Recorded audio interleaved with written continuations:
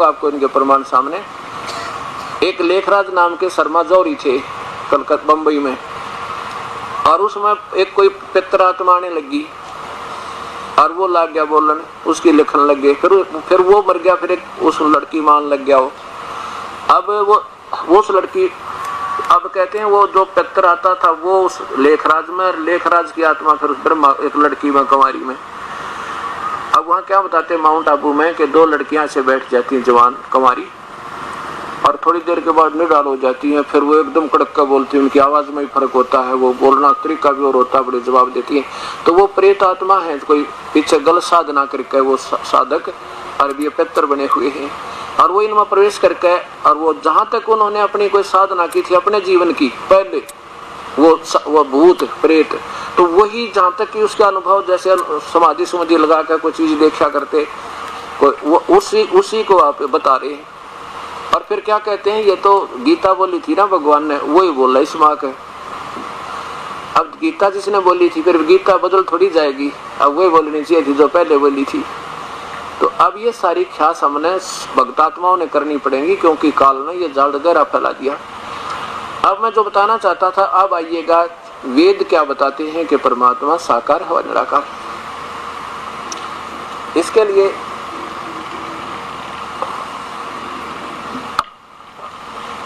हमने सबसे पहले वेदों को लेना होगा, और वेदों का आजकल जो सबसे ज्यादा वेदों के बारे में जानकार महापुरुष महर्षि दयानंद सरस्वती जी के बारे में जाना जाता है कि इन्होंने वेदों को जैसा जाना और समझा शायद आज तक किसी ने नहीं समझा। हम इन्हीं के आधार पर चलेंगे, क्योंकि हमें तो अनजान है, ज्ञान नहीं। इन महापुरुषों के ही लिखे हुए लेखों को फिर शास्त्रों से मिलाएंगे, जहां तक उनके लेख ठीक हैं शास्त्रों से मिलते तो वेल एंड गुड, बहुत अच्छा, धन है। और शास्त्रों से नहीं मिलेंगे तो फिर हम उसको फिर सोचेंगे कि ये क्यों नहीं मिले, तो इसको फिर आगे उसका वो कहां से कैसे मिलेंगे। तो उनको फिर कबीर साहिब की वाणी से, उन महापुरुषों ने जिन्होंने आंखों देखा परमात्मा को, उनसे और वेदों का सही मेल होता है। तो फिर हमने ये सोचना पड़ेगा कि ये वो सही है जो वेदों से मिल रहा है, और जो वेदों से नहीं मिल रहा है तो फिर वो पूरा नहीं।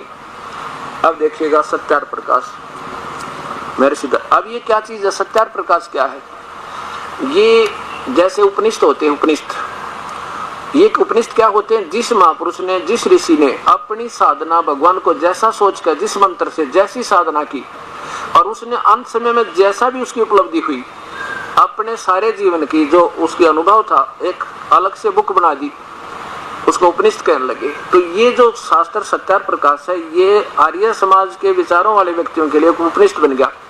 अब जैसे जिन ऋषियों ने उपनिषद बना दिए तो उनके अनुयायी उपनिषद पढ़ते रहे, वेदों को नहीं देखा। क्यों नहीं देखा? उन्होंने ये सोचा कि हम इतना नहीं समझ सकते जैसे हमारे वो ऋषि समझ गए, इसलिए वेदों को जो छोड़ दिया और इस पे आधारित हो गए, जो उन्होंने अपनी सोच के शास्त्र बना दिए। तो ये बिल्कुल होना भी स्वाभाविक है और इतना विश्वास भी होना चाहिए। अब ये कोई समय दिया मालिक ने आप चेतना दी इस दास को कि एक बार फिर देखो इनको, ये कहाँ तक बताते हैं और वेद कहाँ तक बताते हैं। तो अब फिर देखेंगे वेद को किसी की पर्सनल प्रॉपर्टी थोड़ी है, ये तो निजी संपत्ति नहीं किसी की। शास्त्र तो कभी भी उस पर जो ना इन्वेंशन हो सकती है, कभी खोज कर सकते हैं। आज फिर हो रही है, अब देखिएगा।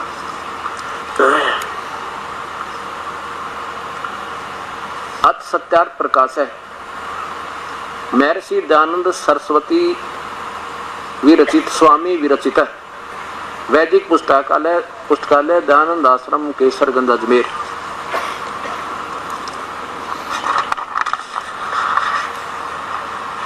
सत्यार प्रकाश है, नीचे देखो महर्षि दयानंद सरस्वती वैदिक पुस्तकालय दयानंद आश्रम केसरगंज अजमेर। अब इसमें प्रथम समोल्लास में ही क्या लिखा है कि सबसे बड़ा होने से प्रभु का नाम ब्रह्म है।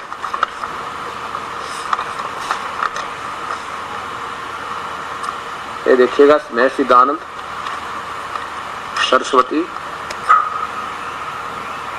और ये है सत्यार प्रकाश है, प्रथम समोल्लास है। ये यहाँ देखो, ओम, इस ओंकार शब्द से ये परमेश्वर, वह परमेश्वर का सर्वोत्तम नाम है, क्योंकि इसमें ए, उ और मैं 3 अक्षर हैं, इनसे मिलाकर ओम बनता है। समुदाय इस एक इस एक से परमेश्वर के बहुत नाम आते हैं, जैसे आकार से अग्नि, विराट अग्नि। विराट भी परमेश्वर का नाम है और अग्नि भी उसी का नाम है। अग्नि शब्द याद रखना, क्योंकि वेदों में आपको अग्नि काम आओगा। विश्व आदि, उकार, हरणाक्ष, गर्भादि। नीचे देखो। अच्छा,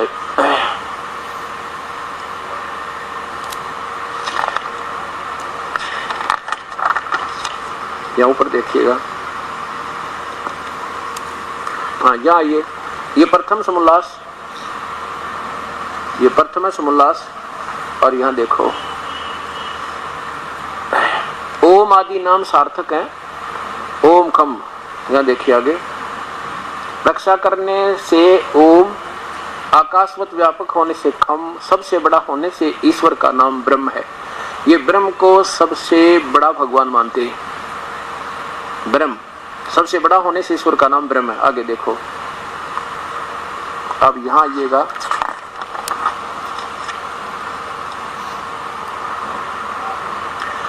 और स्व प्रकाश होने से, स्व प्रकाश का अर्थ क्या होता है? परमात्मा के शरीर से स्वयं प्रकाश निकल रहा है। स्व प्रकाश होने से अग्नि, इसलिए अग्नि नाम भी परमेश्वर का। स्व प्रकाश होने से अग्नि, विज्ञान स्वरूप होने से मनु, और सबका पालन करने से प्रजापति, परमेश्वर वाला होने से इंद्र, सबका जीवन मूल होने से प्राण, निरंतर व्यापक होने से परमेश्वर का नाम ब्रह्म है। आगे देखो, आगे भी लिखा है कि सृष्टि की रचना करने, सब जग के रचने के कारण ब्रह्मा, सर्वव्यापक होने से विष्णु, दुष्टों को दंड देने से रुद्र, मंगलमय और सबका कल्याण में करता होने से शिव। ये आदि नाम, इसमें अग्नि शब्द याद रखना, और विष्णु भी प्रभु का नाम ही है, ये याद रखना। आगे देखो, यहाँ फिर अग्नि शब्द पर बात आती है करके। यहाँ देखो,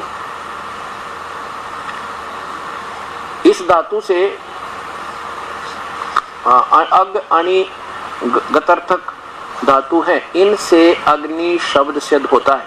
और आगे देखो, जो ज्ञान स्वरूप सर्वज जानने प्राप्त होने, जब वो निराकार है तो प्राप्त कैसे होंगे? प्राप्ति होने, पूजा करने योग सब, और इससे परमेश्वर का नाम अग्नि है। अग्नि माने परमेश्वर समझना, जहां अग्नि शब्द लिखे। अभी इनसे किसी ने पूछा,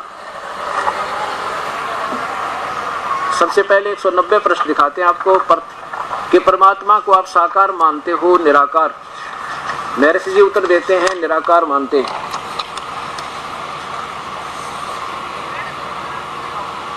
ये सप्तम समुल्लास 190 पृष्ठ, नीचे देखिए। ईश्वर साकार है व निराकार? उत्तर निराकार, महर्षि जी का। और फिर 212 पर फिर देखिए, ये ऊपर ये सप्तम समुल्लास 212 पृष्ठ पे, परमेश्वर को आप निराकार मानते हो, साकार निराकार मानते? उत्तर महर्षि जी का कि निराकार मानते। आगे देखो नीचे, इनसे पूछा कि परमात्मा ने वेदों को किसने बोला? कि ब्रह्म ने बोला। अब यहाँ ऊपर प्रश्न चल रहा, देखिएगा कि प्रश्न जब ऊपर देख, जब निराकार है तो वेद विद्या का उपदेश बिना मुख के वर्णोच्चारण कैसे हो सकेगा? भगवान निराकार है, तुम कहते हो वेद बोले, तो कैसे बोले भगवान ने वेद? यहाँ देखो नीचे उत्तर, यहाँ आओ। जैसे जीवों को अंतर्यामी रूप से उपदेश किया है, किंतु केवल दूसरों को समझाने के लिए उच्चारण किया जाता है। जब परमेश्वर निराकार सर्वव्यापक है तो अपनी विद्या का उपदेश जीव सत स्वरूप, जीव सत माने भूत की तरह दूसरे की आत्मा में अंदर जाकर, जीव सत, सत माने स्थापित होकर जीव की तरह, पता ना लगने दे कौन बोले। जैसे श्री कृष्ण में काल बोल गया अंदर प्रवेश करके, यही ब्रह्म। और गीता बोल दी, क्या लिखा है कि जीव सत स्वरूप, जीव सत माने जीव की तरह, अंदर जैसे जीव बोला करे ऐसे भूत की तरह। एक आत्मा में प्रेत आत्मा बढ़ जाती है दूसरे के शरीर में, और वो बोलती रहती है, और ऐसे बोलती है जैसे ये ओरिजिनल बोल रहा हो। जीव सत स्वरूप से जीव आत्मा में प्रकाश कर देते हैं। और फिर वह मनुष्य अपने मुख से उच्चारण करके दूसरों को सुनाता है। इसलिए यहाँ दोष नहीं। फिर प्रश्न किया कि किन के आत्मा में कब वेदों का प्रकाश किया, तो यहाँ उत्तर दिया महर्षि जी ने कि प्रथम तो सृष्टि के आदि में परमात्मा ने अग्नि, वायु, आदित्य और अंगिरा ऋषियों की आत्मा में एक एक वेद का प्रकाश किया। ठीक है, अब यहाँ देखो, अब 217 पे क्या बताया। इस प्रश्नकर्ता ने कहा कि फिर तो जैसे भगवान ने ज्ञान दे दिया, चारों वेदों को, चारों ऋषियों को उन वेद बोल लिख दिए होंगे। मैं बोला नहीं, प्रश्न देखो, ईश्वर ने उन, थोड़ा पीछे कर दे, करते शब्द करते, प्रश्न, ईश्वर ने उन ऋषियों को ज्ञान दे दिया होगा और उस ज्ञान से उन लोगों ने वेद बना लिए होंगे। प्रश्नकर्ता कहता, महर्षि जी कहते नहीं, उन्होंने नहीं बनाई, वो तो भगवान बोला उनके अंदर। वो भूत की तरह प्रेतवत काल बढ़कर प्रवेश करके ब्रह्म, ज्योत निरंजन और चारों ऋषियों में एक एक वेद बोल दिया। उत्तर क्या है, ज्ञान गे के बिना नहीं होता। अच्छा आगे देखो, इन ज्ञान पूर्वक इन छंदों का निर्माण करना बिना सर्वज्ञ के किसी की समर्थता नहीं है। यानी ऋषि नहीं बोल सकते, ये तो समर्थ ही बोल सके और इस प्रकार सर्व ज्ञान युक्त शास्त्र को बना सके। यानी ना कोई ऋषि में ताकत, वो ना बोला अंदर बढ़ के, ये कुछ नहीं बना सकते, वो तो आप ही बोले। और यहाँ हाँ इतना है कि वेद पढ़ने के पश्चात व्याकरण बना ली। अब ये भी सोचना होगा, अगर कोई व्याकरण अड़ा कर बैठा, व्याकरण ठीक नहीं जचती, इसे सरलार ठीक नहीं हो रहा जो इन्होंने किया, पहले हमने वेदों को मानना पड़ेगा, क्योंकि भाषा पहले व्याकरण बाद में बनी। स्वयं से स्वीकार करते हैं कि उन्होंने वेद पढ़ने के पश्चात व्याकरण, निरुक्त और छंद आदि तो बना लिए, ऋषि मुनियों ने विद्याओं का प्रकाश करने के लिए किए हैं। यानी ऋषियों ने, इन चारों ऋषियों ने ये व्याकरण विवरण तो अपने लेवल तो बोली है, लेकिन वो वेद तो इस ब्रह्म ने अंदर प्रवेश करके बोली। वे इसलिए वेद परमेश्वरोक्त हैं, भगवान के द्वारा कहे गए हैं। उक्त माने बोले गए, ये परमेश्वरोक्त हैं, परमात्मा के द्वारा बोले गए हैं, सीधी सी। ठीक है, अब परमात्मा ब्रह्म है। अब फिर देखो 225 पृष्ठ पे से फिर प्रश्न किया कि भगवान को आप नाकार मानते हो या निराकार। ये उत्तर देते हैं कि निराकार। ये देखो प्रश्न नंबर 25 पे, 225 पे अब तीसरी बार भी कह रहे हैं ईश्वर साकार है व निराकार, ईश्वर निराकार है। अब आपने देखा कि अग्नि शब्द, इन्होंने कहा कि जहां अग्नि शब्द है वो परमेश्वर का बोध समझना, और साथ में जब ऋग्वेद को इन्होंने भाषा भाष्य प्रारंभ किया तो विशेष हिदायत दी है कि जहां अग्नि शब्द हो। वैसे तो अग्नि का आम बालक बता दे आग, और संत ऋषि ही बताया करते हैं आध्यात्मिक वर्डों को, शब्दों को, उसका विशेष ढंग से समझा। उन्होंने ऐसे समझा कि जहां पर अग्नि शब्द वेद में मिले और जिसकी ये स्थिति हो, जैसे जहां अग्नि का आग शब्द बनेगा वो तो अलग से दिखेगा, अर्थ बनेगा, जहां परमेश्वर शब्द बनेगा वो तो अलग दिखेगा। जैसे पुरुष है, और पुरुष पहला तो परमात्मा का नाम है पुरुष, पुरुष माने प्रभु, क्योंकि परमात्मा ने मनुष्य को अपने जैसा बना। फिर सेकंड नंबर पर पुरुष माने व्यक्ति होता है, मनुष्य।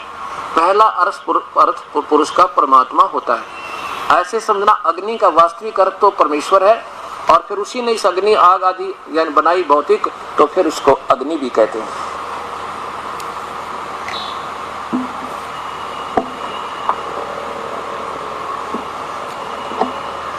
अब देखिए ऋग्वेद मंडल प्रथम महर्षि दानंद जी के कर्मों द्वारा इसका भाषा प्रारंभ इन्होंने क्या, उसमें ये स्पेशल हिदायत दी है कि ये महर्षि दानंद सरस्वती कि अग्नि शब्द को परमेश्वर समझना जहाँ अग्नि मिले। और वैसे अग्नि माने आग, तो वो स्वाभाविक सरलार्थी बता देगा, इसका आग बनता है, वहां तो आग भी लिखना पड़ेगा, अग्नि भी लिखना पड़ेगा, या उसका कोई और भी। और ये कहाँ से प्रकाशित है? प्रकाशक है सार्वदेशी कार्य प्रतिनिधि सभा 3/5 महर्षि दानंद भवन रामलीला मैदान नई दिल्ली इतने। और इसमें बिल्कुल प्रारंभ में महर्षि जी कहते हैं कि जब सरलार्थ प्रारंभ के अग्नि शब्द से प्रारंभ होता है। ये ऋग्वेद अथ ऋग्वेद भाषा भाष्य अग्नि, ये अग्नि ईमेल अग्नि शब्द से प्रारंभ होता है। इसके लिए व्याख्या दी इन्होंने, ये प्रथम मंडल, प्रथम ही सूक्त और प्रथम ही मंत्र है इसका। इसमें क्या लिखा है, स्पेशल हिदायत दी है कि यहाँ अग्नि शब्द के दो अर्थ करने में प्राण है,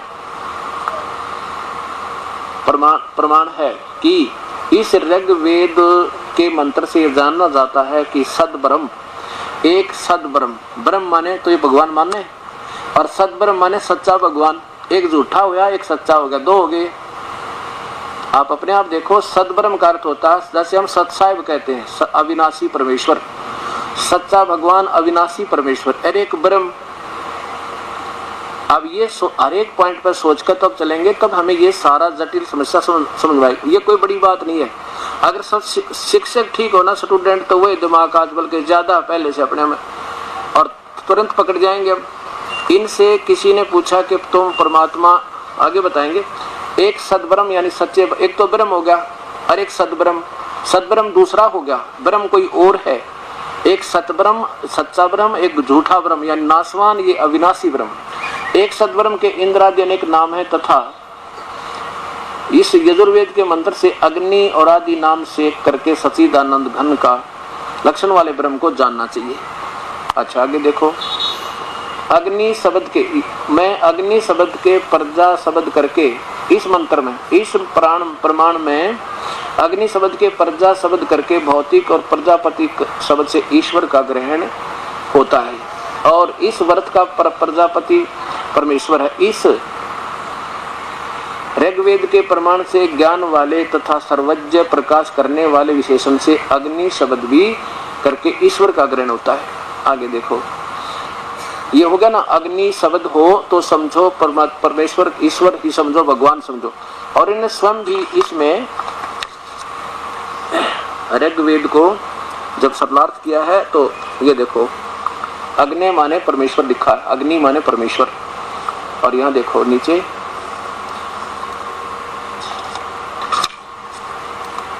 ये 4 नंबर में अग्नि माने परमेश्वर। और इन्हीं की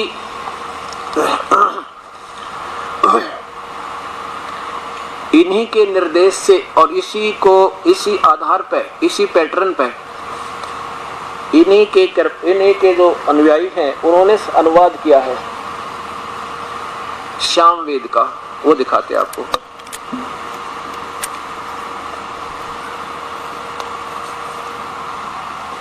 देखिएगा, सामवेद और यजुर्वेद तो महर्षि दयानंद जी का अपने करकमलों द्वारा पूरा ही है, और ऋग्वेद का इन्होंने आधा किया था, आधे ऋग्वेद का, फिर इनकी ये अपने चले गए शरीर छोड़कर। ये देखिए, ये कहाँ ये सामवेद और यजुर्वेद दोनों इकट्ठे जल्द किए इन्होंने। अब इसमें ये कहाँ से प्रकाशित है, ये देखो पहले।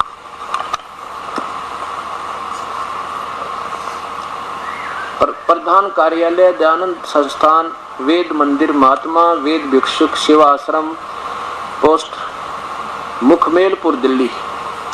इसमें सामवेद जो लिखा है वो इस महर्षि दयानंद जी के यानी मृत्यु के उपरांत इन्हीं के दिए गए हिदायतों यानी आधारों से इसका सरलार्थ किया।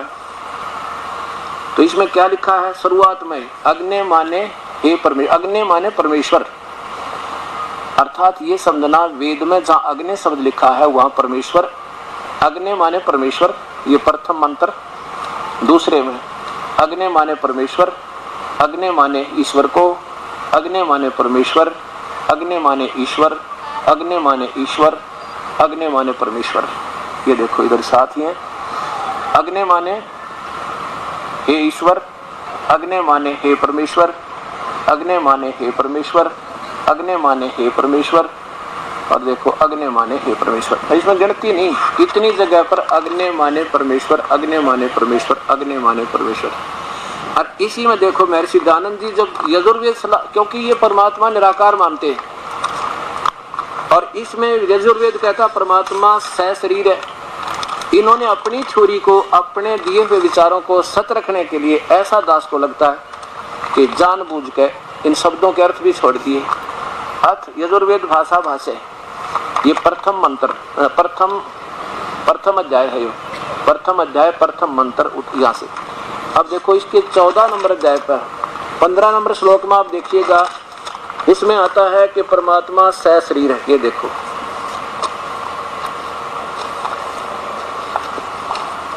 अग्नि तनुरसी, अग्नि माने परमेश्वर होना चाहिए था, अग्नि स्पष्ट है, और तनु माने शरीर, रसी माने है, परमात्मा सशरीर है। अच्छा इन्होंने क्या किया, इन 12 शब्दों का अर्थ ही रहा इनमें। आप देखिएगा ना तो अग्नि तनुरसी वाचो विसर्जने, ये इनका कोई अर्थ नहीं। जो गोलदार है ना सुसिम, और ये सह इदम, और यहाँ इसका 2 शब्द, ये 12 शब्दों का अर्थ अभी तक नहीं है। ये 124 वर्ष हो गए इस वेदों का सरलार्थ और छप्यों को। अब देख लो इसमें कहीं भी नहीं है मैं जन हितों जग हित अभी पदार्थों के संस्कार के लिए। अब देखो अग्नि, कहीं पर भी अग्नि शब्द ब्रैकेट में ये संस्कृत है, कहीं पर भी ब्रैकेट में संस्कृत अग्नि नहीं मिले। अग्नि देख लो और तो बाद में देखेंगे, अग्नि शब्द नहीं है कहीं पर भी। पीछे करके देखो एक ही बार पूरा बस। अब अर्श्वम यहाँ देखिए, इधर यहाँ लिखते हैं अग्नि माने परमेश्वर 17 में, और इधर देखो 18 में अग्नि माने परमेश्वर। और फिर इसी के 5वें श्लोक में, 5वें अध्याय के प्रथम श्लोक में फिर आता है कि परमात्मा सशरीर है। ये देखो यहाँ ये शुरू हो गया। अथ 5वां अध्याय आरंभ है, इसमें 2 बार आ गया अग्नि तनुरसी, विष्णुवे तवा सोमस्य तनुरसी। विष्णु माने थे भगवान मानते ही वहां लिखा था, और सोम माने भी जगदीश्वर, इन्हीं की कर कमलों से देखिएगा 35 नंबर श्लोक में ये सोम माने हे जगदीश्वर लिखते।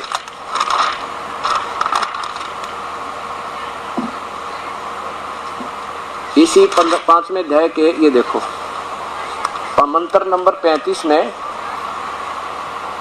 हे सोम, सोम माने ऐश्वर्य देने वाले जगदीश्वर, और सोमस्य हो जा तो सोम अमर, अमर पुरुष का, सोम माने अमर, जो अमर पुरुष सदा रहने वाला परमात्मा।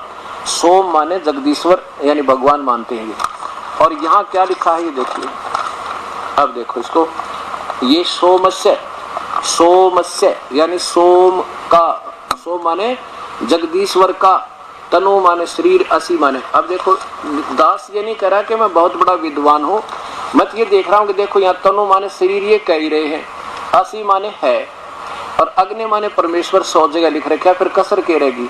यहाँ देखो ऊपर देखो, अग्नि माने अग्नि तनु असी, परमात्मा सशरीर है। इसने 8वीं क्लास भी जो पास हो ना, तो संस्कृत कर रखी हो वो भी समझ जा, और ना तो जमाकती इस संस्कृत के जोड़ तोड़ को देखकर आम व्यक्ति बालक भी समझने लग जाएगा। विष्णुवे, विष्णु माने सर्वव्यापक परमात्मा, सर्व पालन करता परमात्मा। तवा माने उस, अब तवा माने ये स्वयं उस लिखते, तवा माने उस। अब यहाँ तवा को उस ला दे, उससे पालन करता अमर पुरुष का, अमर भगवान, अमर जगदीश्वर का, तनु माने शरीर, असी माने। 2 बार लिखा जैसे पवित्र वायु ने लिखा। पीछे करिए,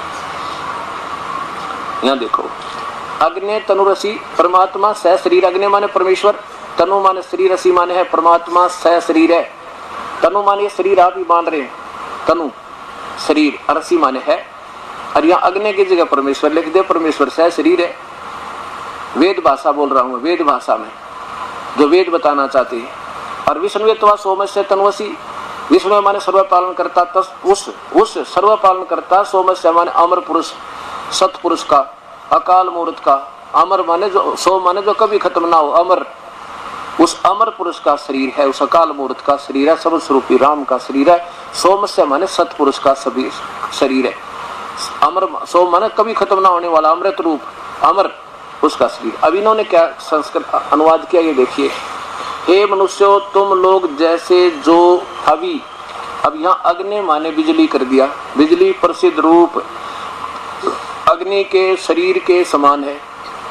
बताओ भाई, बिजली हवि से अग्नि के शरीर के समान, इसकी वजह से सेंस भी कुछ ना बनती, कोई अर्थ सरलार्थ बनता हो तो उसने सोच लिया आदमी चल के मुक्त ठीक लगा होगा, हमारी तो समझ बन गया।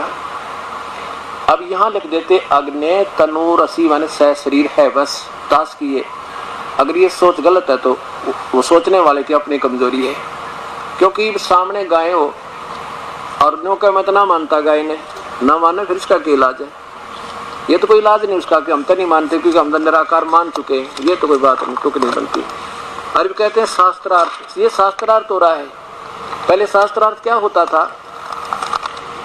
और एक संत इधर बैठ जाता, एक इधर बैठ जाता, अपने अपने सट्टे ला के उठ जाते, और फैसला किसने करना? जो जनता अनबोल, जिसने आप ज्ञान नहीं है, कहना क्या चाह रहे हैं, अब वो ज्यादा ताड़ी बीज दे, पीट दे, पहले उसकी विजयी, और सच्ची बात कहने वाला बेचारा वो, क्योंकि जो होता है ना चतुर, वो स्लोगन जाने, चतुरता से बोले, धारावाहिक प्रवचन कर दे, संस्कृत बोलने जा बोलता रहे। अरे भोली आत्मा उसने, वाह भी क्या विद्वान पड़ा है। अब फैसला ये करें आम संग जिन आप ज्ञान नहीं विचारों को, तो ये दास पहले आपको शाना करेगा। आप सोचो, आप समझो कि ये वेद क्या बता रहे हैं, और फिर आप पता लग जाएगा कौन क्या बोल रहा है। अब देखो, ये तो सिद्ध हो गया कि परमात्मा सह शरीर है। वेद यानी निराकार बताने वालों की ही कर कमल से ये हो गया कि परमात्मा सह शरीर है और मानुष सदृश है। आगे देखो उसका नाम क्या है, इसी 5वें अध्याय के 32वें श्लोक में आप देखो उसका नाम कबीर है। और वो कहाँ रहता है? वो सतलोक में रहता, जैसे गीता जी बताओ थी, वो सनातन परम धाम। और ये लिखते हैं रत धाम, रत माने सत, सत धाम, ये सत धाम बताते हैं। वेद उसे सत धाम बताता है। ये है यजुर्वेद भाषा भाषे 5वां अध्याय, नीचे देखिएगा 32वां श्लोक, 32वां मंत्र देखें। कबीर उसी गसी कबीर अंगारी असी, उसी गसी कबीर अंगारी असी। कबीर माने कबीर, अंगारी माने पाप कर्मों को काटने वाला, और असी माने है। आपके सामने है कबीर अंगारी। 18वें अध्याय के 62वें श्लोक में गीता जी में आपने पढ़ा कि जो परम शांतिदायक है, जो परम शांतिदायक है वह कबीर अंगारी माने पाप कर्मों का काटने वाला, बमबारी माने बंधनों का शत्रु। यहाँ देखो, अंगारी माने खोटे चलन वाले जीवों के शत्रु। यहाँ लिखना था अंग माने पाप, अरि माने दुश्मन, पापों का दुश्मन, पाप काटने वाला, और बमबारी माने बंधनों का शत्रु।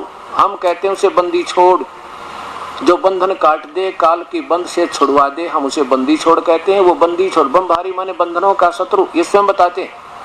ये बात तो इनकी अपनी अलग से सोच इसको उलझाने के लिए की, बाकी है अब बमबारी माने बंधनों के शत्रु, जो बंधन काट दे। और फिर क्या है, वो कौन है? इन्होंने क्या कर दिया, ये लिख दिया कबीर, ये कवि लिख दिया। और इसको हम लिखते हैं छोटा रह ला के हलंत लगा दें, कबीर हो जाए, क्योंकि यहाँ ऊपर देखो कबीर लिखा, नहीं तो ये यहाँ लिखने की, रे लिखने की क्या जरूरत थी कबीर के साथ? संस्कृत में भगवान ने कबीर। अब जैसे यजुर्वेद है, अच्छा ये कहाँ, ये आगे समझाऊंगा, देखेंगे वो तो आगे लिखा है कि वो परमात्मा रतधामा, सतधाम युक्त है, सतलोक में रहता है। वो कबीर परमात्मा जो है सतधाम युक्त है, असी माने है, सतधाम सनातन, सतधाम सनातन धाम, सतलोक सचखंड, अमरलोक अमरधाम, उसी के पर्यायवाची नाम है, ये सदत धाम में है। और वो स्वर ज्योति स्वयं प्रकाशित है, उसका शरीर स्वयं प्रकाशित है, स्वर ज्योति। संस्कृत जानने वाले और नहीं तो डिक्शनरी देख सकते। अब क्या हो गया, क्या बताया कि परमात्मा सह शरीर है और वो जनराट है। जनराट माने मनुष्य जैसा तेजो में शरीर है उसका। इसी के 5वें अध्याय में लिखा है